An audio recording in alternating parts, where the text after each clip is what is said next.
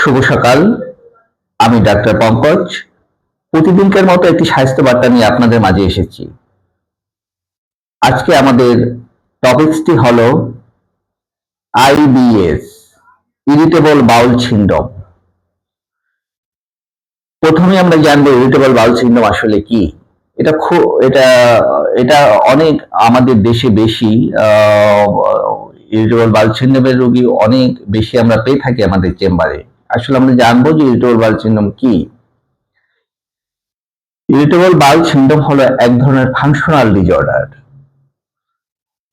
আমাদের ডেভিডসনে যেটা বলেছে সেটা হলো এটাকে তারা খুব কঠিন কোনো রোগ বলে মনে করে না। তারা বলেছে এটা একটা ফাংশনাল ডিসঅর্ডার, অর্থাৎ আমাদের খাদ্যনালী এর একটা মুভমেন্ট আছে, পেরিস্টালসিস মুভমেন্ট আছে। এই পেরিস্টালসিস মুভমেন্ট হলো উপর থেকে আমাদের যে পায়ুপথের দিকে অনবরত এভাবে মুভমেন্টের কারণে আমরা যে খাবার খাই সে খাবারগুলি এক জায়গা থেকে অন্য জায়গায় স্থানান্তরিত হয় থাকে। আইবিএস সাধারণত আইবিএস এ যেটা হয় থাকে, এই মুভমেন্টটা বেড়ে যেতে পারে, কমেও যেতে পারে। এখন আইবিএস এ কারণটা কি? আননোন, এর কারণ আননোন, জানা যায়নি যে এই ফাংশনাল ডিসঅর্ডার এটার কোন কারণ কি, প্রকৃত কারণ যে কি তা জানা যায়নি। তবে মনে করা হচ্ছে কিছু কিছু জিনিস এর জন্য দায়ী। তার মধ্যে এক নম্বর হলো কনজেনিটাল, জেনেটিক একটা ফ্যাক্টর, যে তার বংশে কারো হয়তো কখনো ছিল, সেটা সে পেয়েছে। অথবা হতে পারে তার কিছু অটোইমিউন ডিজিজ আছে, অটোইমিউন ডিজিজ যেখানে আইবিএস থাকতে পারে, এর সাথে রিলেটেড থাকতে পারে। কখনো কখনো মনে করা হয় কিছু কিছু খাবারের সাথেও এর সম্পৃক্ততা আছে। অ্যাংজাইটি, সাইকোলজিক্যাল ডিসঅর্ডার, কোনো ধরনের টেনশন থাকে, মানসিক কোনো চাপ থাকে, তাহলে এই আইবিএস নামক এই ফাংশনাল ডিসঅর্ডারটা হতে পারে। এখন এই আইবিএস এর টাইপস কি, এটা আসলে কি কি ধরনের হয়ে থাকে? আইবিএস সাধারণত 3 ধরনের হয়ে থাকে। একটা হলো ডায়রিয়া প্রিডমিনেন্ট আইবিএস, যেখানে ডায়রিয়াটা থাকে বেশি। আরেকটা হলো কনস্টিপেশন প্রিডমিনেন্ট আইবিএস, যেখানে কনস্টিপেশনটা থাকে বেশি। আরেকটা হলো কম্বাইন্ড, দুটার অল্টারনেট বাউল হ্যাবিট হয়, কখনো ডায়রিয়া কখনো কনস্টিপেশন। এই পাতলা পায়খানা তো এই পায়খানা হয় না, অনেক কনস্টিপেশন হয়ে যায়। সাধারণত আমরা সব ধরনের রোগী পেয়ে থাকি, সব ভ্যারাইটির রোগী আমরা চেম্বারে আমাদের কাছে আসে। ডায়রিয়া প্রিডমিনেন্ট আইবিএস এ দেখা যায় যে কি হয়, ডায়রিয়া প্রিডমিনেন্ট আইবিএস এ মোটাইলিটি বেড়ে যায়, পেরিস্টালসিস মুভমেন্ট বেড়ে যায়, খাদ্যনালীর মুভমেন্টটা বেড়ে যায়। মুভমেন্টটা বেড়ে যাওয়ার কারণে খাবার খেলে কি কি সিমটম হয়, দেখা যায় যে বারবার পাতলা পায়খানা হয় এবং সকালের দিকে পায়খানার অনেক বেশি হয়ে থাকে এবং দিন বাড়ার সাথে সাথে এটা একটু কমে। মিডনাইট অনেক রাতেও বাথরুমের চাপ হতে পারে। অ্যাবডোমিনাল ব্লোটিং হয়, পেটের ভিতরে পুটুর পাটুর করে, যেটাকে অ্যাবডোমিনাল ব্লোটিং বলা হয়। এর কারণ হলো তার খাবার ঠিকভাবে হজম হয় না, আর খাবার হজম না হলে সেখানে হয় কি, সেখানে ফার্মেন্টেশন।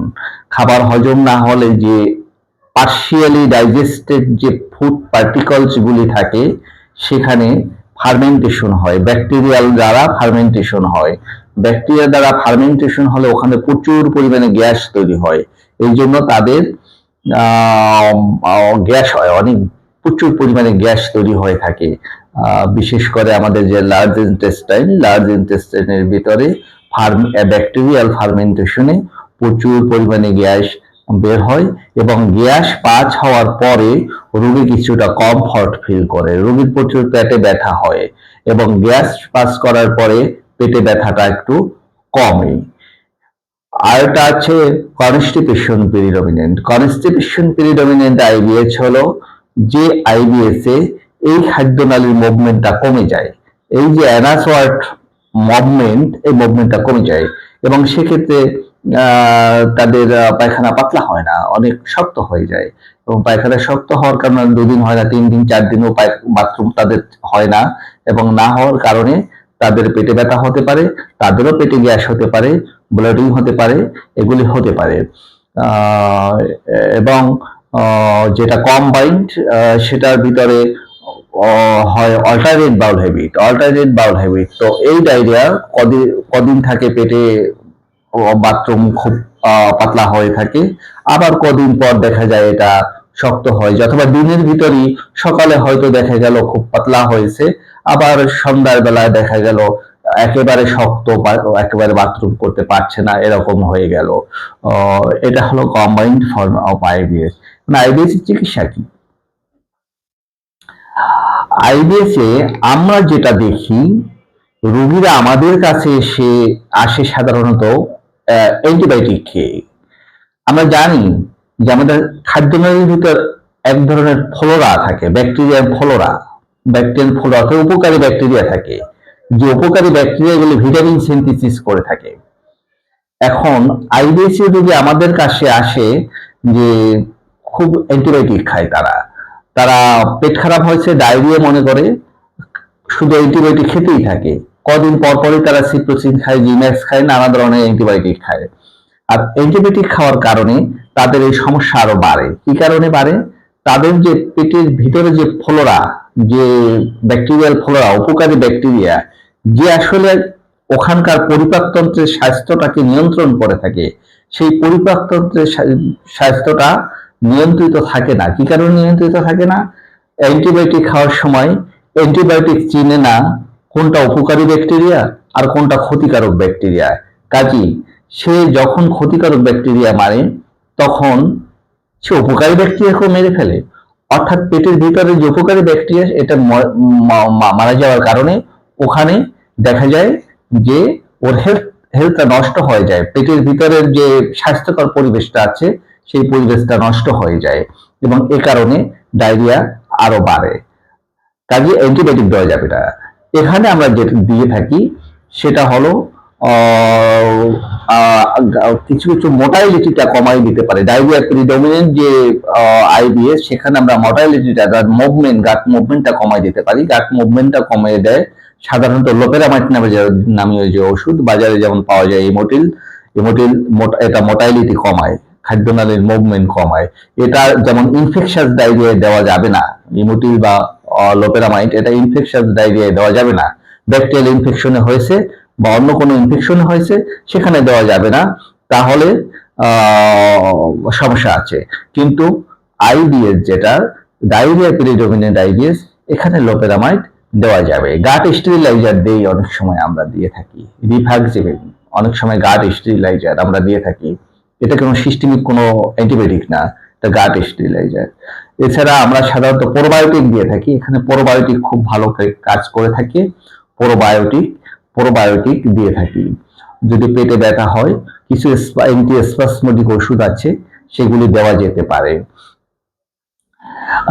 অ্যানজিওলাইটিক ঔষধ এখানে খুব ভালো কাজ করে। অ্যানজিওলাইটিক ঔষধ টেনশন কমায়, অ্যাংজাইটি কমায়, সে ধরনের ঔষধ যেমন অ্যামাইটিপটালিন, নরটিপটালিন, এই জাতীয় ঔষধ এখানে খুবই ইফেক্টিভ, খুবই ভালো কাজ করে থাকে। এই ধরনের ডায়রিয়া প্রিডমিনেন্ট আইবিএস যেগুলি আছে, সেখানে আমরা কিছু খাবার রেস্ট্রিকশনের কথা বলে থাকি, যেমন দুধ অথবা দুধ দিয়ে তৈরি করা কোনো খাবার খাওয়া যাবে না। বলা হয় যে even half TSA of milk is enough to disturb a patient of IBS for whole day। অর্থাৎ বলা হয় যে আইবিএস এর কোনো রোগীর আধা চামচ পরিমাণ দুধই সারাদিন ডিস্টার্ব করার জন্য যথেষ্ট, আধা চামচ পরিমাণ। কাজে কোনো ক্রমে মিল্ক প্রোডাক্ট, ডেইরি প্রোডাক্ট খাওয়া যাবে না। তারপর ডায়রিয়া প্রিডমিনেন্ট আইবিএস শাকসবজিতে বাড়ে, বেশি শাকসবজি খাওয়া যাবে না, অতিরিক্ত তৈলাক্ত খাবার খাওয়া যাবে না। মাছ খাওয়া যাবে, ডাল খাওয়া যাবে। এখানে খাবার রেস্ট্রিকশন যদি আপনি মেনে চলেন ভালো থাকবেন। অবশ্যই রেস্ট্রিকশন মেনে চলতে হবে। কখনো কখনো আমরা বলে থাকি যে টক দই হেল্পফুল হয়। টক দইতে যে ব্যাকটেরিয়াগুলি থাকে এগুলি উপকারী ব্যাকটেরিয়া, এগুলি কখনো কখনো হেল্পফুল হয়ে থাকে, আবার কারো কারো ক্ষতিও করে। কাজে আপনি যদি মনে করেন যে টক দই খেয়ে আপনি ভালো আছেন, আপনি খেতে পারেন। আর যদি মনে করেন আপনার ক্ষতি করে, তাহলে আপনি খাবেন না। কনস্টিপেশন প্রিডমিনেন্ট ডায়াবেটিস এর ট্রিটমেন্ট হলো ইসবগুল হাস্ক। ইসবগুল হাস্ক আপনি প্রতিদিন ইসবগুলের ভুসি খাবেন, প্রতিদিন ইসবগুলের ভুসি খাবেন, সবজি বেশি খাবেন। তাহলে আপনার বাথরুম হবে এবং এই আইবিএস থেকে, কনস্টিপেশন প্রিডমিনেন্ট আইবিএস থেকে আপনি অনেকটাই ভালো থাকতে পারবেন। আইবিএস এ কমপ্লিকেশন সাধারণত একটা সময় দেখা যায় যদি আনট্রিটেড থাকে এবং দীর্ঘমেয়াদী থাকে। এটা দীর্ঘমেয়াদী হিস্ট্রি নিয়েই রোগীরা আসে। 5 দিন 10 দিনের হিস্ট্রি আমরা আইবিএস বলি না। রোগী আসে আমি 5 বছর 10 বছর 15 বছর 20 বছর পর্যন্ত এই সমস্যায় ভুগতে আছি, এরকমও আসে। অর্থাৎ দীর্ঘমেয়াদী একটা হিস্ট্রি থাকে এবং কখনো কখনো এটা আইবিডি হয়ে যায়, অর্থাৎ ইরিটেবল বাউল ডিজিজ, আইবিডি। সেটা নিয়ে আমরা অন্য আরেকদিন আলোচনা করব। আজকে এই তথ্যটি আপনাদের কাজে এসেছে এই প্রত্যাশা করি। ভালো থাকবেন, সুস্থ থাকবেন।